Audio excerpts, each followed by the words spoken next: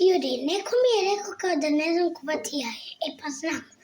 Treba vam samo jaje i nešto još. Treba vam tavan. Ja sam prije isto malo kuvala, pa evo crno je.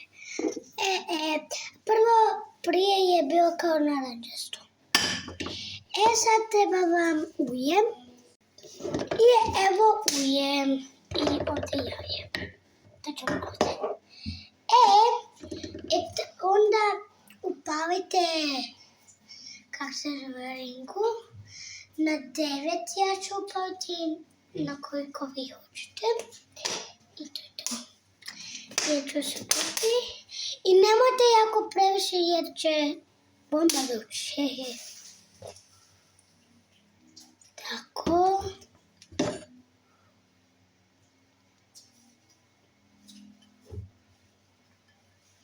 Sam previše stavila, ali nema veze.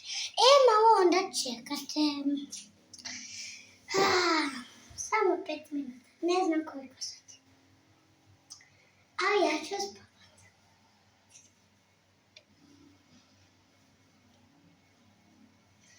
A tebe sam se da ću spavati. Ovo ništa nije. Samo mi je takva maca, kao upasala. A ovo je moja mama. Na sve crno. No, evo jaje. Inače mogu da napravim ASMR, pošto imam velike nokte. Inače, ne vidi se tako u kamerima. Oh my god. Sad moramo da ovo napravimo. Kao što vidite, Hajde. Malo se bojim da ne pukne. Inače znam kako da napravim jaje, ali bojim se da ne pukne. I to na celom kuću. Rotir.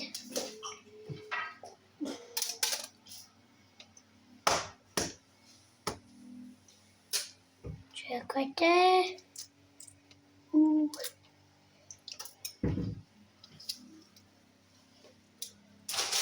I ja inače volim jako da kuvam. Hehe.